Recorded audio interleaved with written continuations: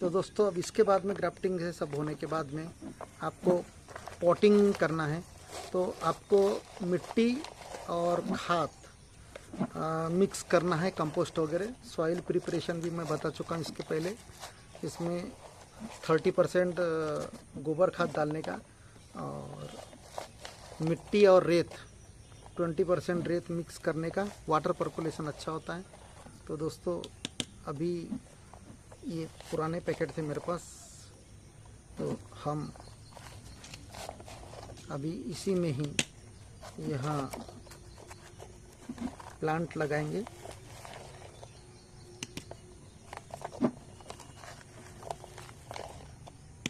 तो अभी इसे हम यहाँ पर दोनों साथ में लगा देते हैं और ये मिट्टी फिलअप कर देते हैं।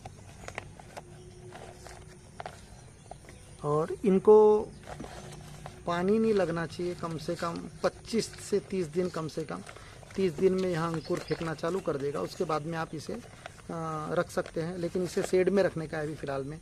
और दूसरी चीज़, इसे कैपिंग कर देने की। और ये कैपिंग अगर से आपके पास में नहीं है तो इस प्रकार की आपको पॉलीथीन, इस प्रकार के आप पॉलीथीन बैग भी ऐसी सादी पॉलीथीन बैग ऐसी आप ढक सकते हैं।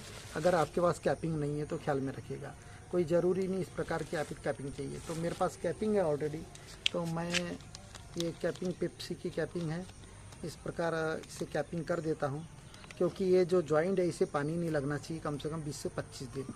और यहाँ भी एक कैपिंग कर दे रहा हूँ मैं।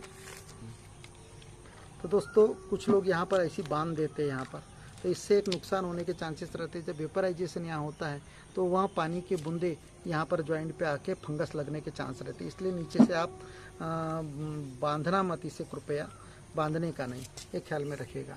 तो यह 20 से 25 दिन के बाद में स्प्राउटिंग होना शुरू हो जाएगी। तब जब स्प्राउटिंग शुरू होगी तब आपको इसे निकाल लेने का है।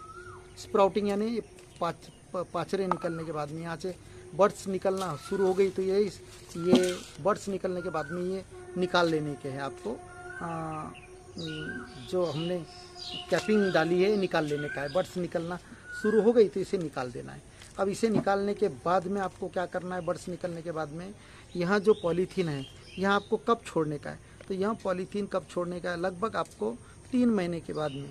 तो अभी बांधा है आपने, तो यहाँ 3 महीने के बाद में यहाँ ब्लेड मार के यहाँ जो बंधा हुआ ये पॉलीथीन है 3 महीने के बाद में छोड़ देने का है। उसके बाद में इसमें जो कीटक विटक लगते हैं तो उसके लिए आप कोई भी इंसेक्टिसाइड का स्प्रे कर सकते हैं। और दूसरी रही बात, इसे अभी ज़मीन में प्लांटिंग कब करने का इन प्लांटों को, तो आपके सवाल आते, तो आप इसे 3 महीने बाद में यानी सितंबर अक्टूबर में इसे आप ज़मीन में लगा सकते हैं। तो अभी हम इसे पानी डाल देते हैं। अब दोस्तों सवाल ये है कि इसे लगाते वक्त प्रिकॉशन कौन सी लेने की है। तो ये जो ग्राफ्टिंग का जो पार्ट है जहाँ अपन ने झिल्ली बांधे है, यह पार्ट ज़मीन के ऊपर हमेशा रहना चाहिए। ये ज़मीन के नीचे नहीं गड़ाना चाहिए। जब गड़ाने की बात आई आपको, ज़मीन में डालने की बात है प्लांट को, तो यह ग्राफ्टिंग का जो जॉइंट है यह ज़मीन के ऊपर हमेशा रहे, यहाँ ध्यान देने की बात है।